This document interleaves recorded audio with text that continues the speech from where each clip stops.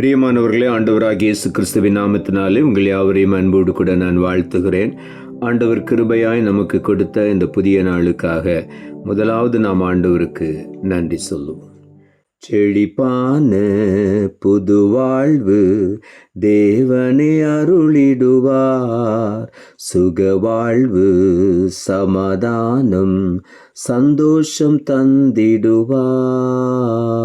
செழிப்பான புது வாழ்வு தேவனே அருளிடுவார், சுக வாழ்வு சமாதானம் சந்தோஷம் தந்திடுவார். தேசமே பயப்படாதே, மகிழ்ந்து களி கூறு. தேசமே பயப்படாதே, மகிழ்ந்து களி கூறு. இந்த நாளுக்கு அந்த ஆண்டவர் கொடுக்கிற ஒரு வார்த்தை ஏசாயா தீர்க்கதரிசன புஸ்தகம் 58 அதிகாரம் 8வது வசனம். ஏசாயா 58:8. அப்பொழுது விடியற்கால வெளுப்பை போல் உன் வெளிச்சம் எழும்பி உன் சுகவாழ்வு சீக்கிரத்தில் துளிர்த்து உன் நீதி உனக்கு முன்னாலே செல்லும், கர்த்தருடைய மகிமை உன்னை பின்னாலே காக்கும். இந்த காலை வேளையில் ஆண்டவருடைய வார்த்தை சொல்லுகிறது, அப்பொழுது என்று அந்த வார்த்தை ஆரம்பிக்கிறது. அதுக்கு முந்தின வசனங்களை நான் வாசித்து பார்க்கும் பொழுது எப்படிப்பட்ட உபவாசம் ஆண்டவருக்கு பிரியமானது என்று அங்கே தெளிவாக எழுதப்பட்டிருக்கிறது. அப்படிப்பட்ட உபவாச ஜபத்திலே நாம் தரித்திருந்து ஆண்டவருடைய சித்தத்தை நிறைவேற்றும் பொழுது நம்முடைய வாழ்க்கையில விடியற்கால வெளுப்பை போல வெளிச்சம் எழும், நம்முடைய சுக வாழ்வு சீக்கிரத்தில் துளிர்க்கும் என்று இங்கே எழுதப்பட்டிருக்கிறது. உன் சுக வாழ்வு சீக்கிரத்தில் துளிர்த்து உன் நீதி உனக்கு முன்னாலே செல்லும், கர்த்தருடைய மகிமை உன்னை பின்னாலே காக்கும் என்று ஆண்டவருடைய வார்த்தை சொல்லுகிறது. இந்த காலை வேளையில ஒவ்வொருவரை பார்த்து ஆண்டவர் சொல்லுகிறார், உன் நீதி உனக்கு முன்னாலே செல்லும், உன்னுடைய சுக வாழ்வு சீக்கிரத்தில் துளிர்க்கும் என்று இந்த காலை வேளையில ஆண்டவர் சொல்லுகிறார். அநேக ஆசீர்வாதங்களை நாம் பெற்றுக்கொள்ள முடியாமல் சில தடுமாற்றங்கள் நம்முடைய வாழ்க்கையில வந்திருக்கலாம். இன்றைக்கு ஆண்டவர் சொல்லுகிறார், உன்னுடைய சுக வாழ்வு சீக்கிரத்திலே துளிர்க்கும். அநேக சரீர பலவீனங்கள் வியாதிகளினாலே பல நாட்களாக துக்கத்தை, வேதனையை, கவலையை நீங்கள் சகித்து கொண்டே கடந்து வந்திருக்கிறீர்கள்.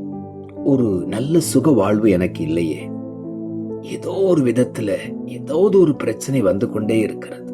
குடும்பத்துல பிரச்சனை வருகிறது, சரீரத்துல பாடுகள், பிரச்சனைகள் வருகிறது.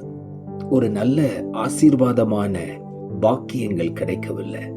இப்படி பல காரியங்களிலே தடுமாறிக்கொண்டு ஒரு நல்ல சுக வாழ்வு எனக்கு இல்லையே என்று சொல்லி வேதனையோடு இந்த காலை வேளையில் இந்த வார்த்தையை கேட்டுக்கொண்டிருக்கிற ஒவ்வொருவரையும் பார்த்து ஆண்டவர் சொல்லுகிறார், இன்றைக்கு உன் வெளிச்சம் எழும்பும், உன்னுடைய சுக வாழ்வு சீக்கிரத்திலே துளிர்க்கும் என்று சொல்லுகிறார்.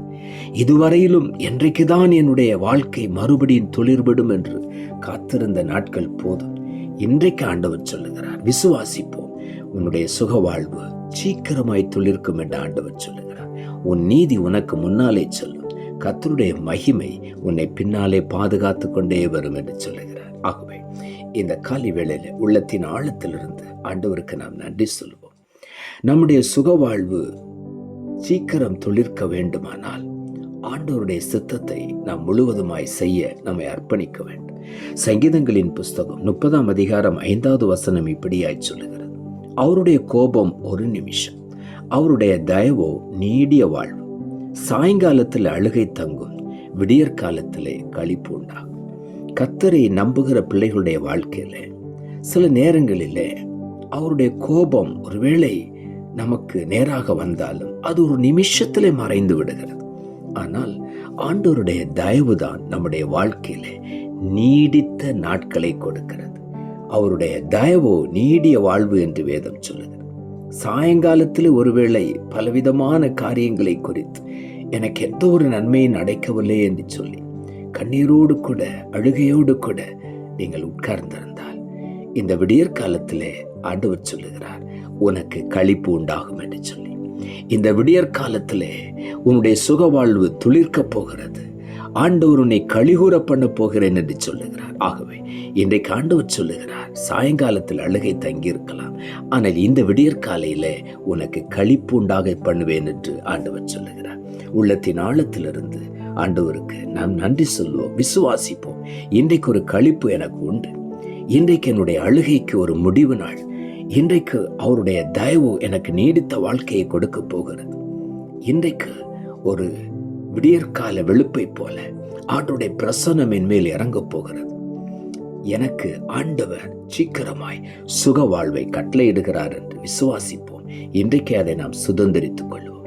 சங்கீதங்களின் புஸ்தகம் 4ஆம் அதிகாரம் 16ஆம் வசனம் சொல்லுகிறது, சமாதானத்தோட படுத்துக்கொண்டு நித்திரை செய்வேன். கர்த்தாவே, நீர் ஒருவரே என்னை சுகமாய் தங்க பண்ணுகிறேன். இன்னைக்கு எத்தனையோ பேர் இரவு தூக்கம் வரவில்லை, என்னாலே அமைதியாய் படுத்து நித்திரை பண்ண முடியவில்லை.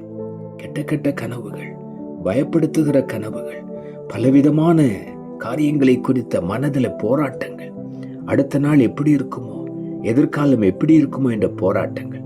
இன்றைக்கு காலை வேளையில் ஆண்டவர் சொல்லுகிறார், சமாதானத்தோடு நீ படுத்துக்கொண்டு நித்திரை செய்வாய், கர்த்தர் உன்னை சுகமாய் தங்க பண்ணுவார். இங்கே ஆண்டவர் சொல்லுகிறார், சுகவாழ்வு சீக்கிரத்தில் துளிக்கும். இன்றைக்கு சமாதானத்தோடு ஆண்டவர் நித்திரை செய்யும்படி ஒரு சுக வாழ்வை உனக்கு தருகிறார். நீ சுகமாய் தங்கியிருப்பாய்.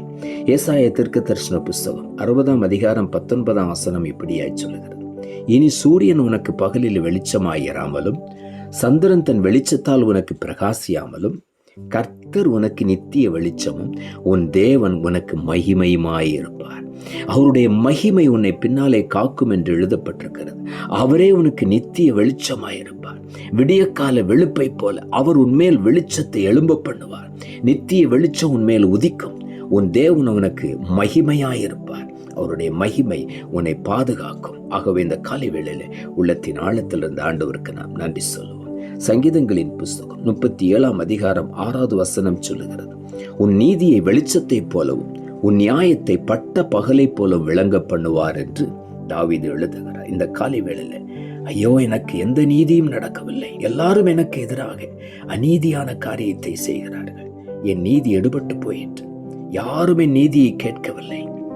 ஆனால் இந்த காலை வேளையில் ஆண்டவர் சொல்லுகிறார், உன்னுடைய நீதி மற்ற ஜனங்களால் மறைக்கப்பட்டிருக்கலாம்.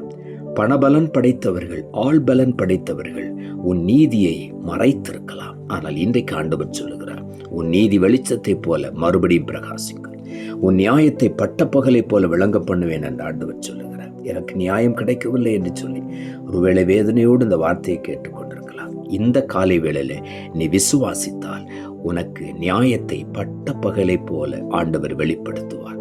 உன் நீதி வெளிச்சத்தை போல பிரகாசிக்கும். ஆகவே உள்ளத்தின் ஆழத்தில் இருந்த காலை வேளையில் ஆண்டவருக்கு நாம் நன்றி சொல்லுவோம். நாம் ஜெபிப்போம். அன்புள்ள ஆண்டவரை, கிருபையாய் கொடுத்த இந்த புதிய நாளுக்காய் மறுபடியும் நமக்கு நன்றி செலுத்துகிறோம். ஆண்டவர் கொடுத்த ஜீவனுள்ள வார்த்தைக்காக நன்றி. அப்பொழுது விடியற்கால வெளுப்பை போல உன் வெளிச்சம் எழும்பி உன் சுகவாழ்வு சீக்கிரத்தில் துளிர்க்கும். உன் நீதி உனக்கு முன்னாலே செல்லும். கர்த்தருடைய மகிமை உன்னை பின்னாலே காக்கும் என்ற வார்த்தையை கொடுத்தேன். இந்த காலை வேளையில நீதி கிடைக்காமல் அலைந்து பல விதங்களிலே பணத்தை செலவழித்து சரியான நீதி நியாயம் கிடைக்காமல் இருக்கிற ஒவ்வொருவருக்கும் இன்றைக்கு நீதி நியாயத்தை வெளிப்படுத்துவீராக. அதே போல எனக்கு ஒரு சுகவாழ்வே இல்லை, எல்லா விதத்திலும் நான் வேதனைப்படுகிறேன், சரீரத்தில் சுகம் இல்லை, குடும்பத்தில் ஒரு சமாதானம் இல்லை. இந்த காலை வேளையில் ஆண்டவர் சொல்லுகிறார், சுகவாழ்வு சீக்கிரத்தில் துளிர்க்கும் என்று ஒவ்வொருவரையும் உற்சாகப்படுத்துகிறபடினால் நமக்கு நன்றி. இன்றைக்கே அவர்கள் விசுவாசத்தோடு கூட அந்த சுகவாழ்வை அனுபவிக்க நேர் உதவி செய்யும். அவர்களை நீதி முன்னாலே செல்லட்டும். கர்த்தருடைய மகிமை அவர்களை பின்னாலே பாதுகாத்து வழிநடத்தும்படி ஜெபிக்கிறேன். முற்றிலுமாய் உம்முடைய கரத்தில் ஒப்புக் கொடுக்கிறோம். இரட்சகர் இயேசுவின் நாமத்தில் ஜெபிக்கிறோம் நல்ல பிதாவே, ஆமென்.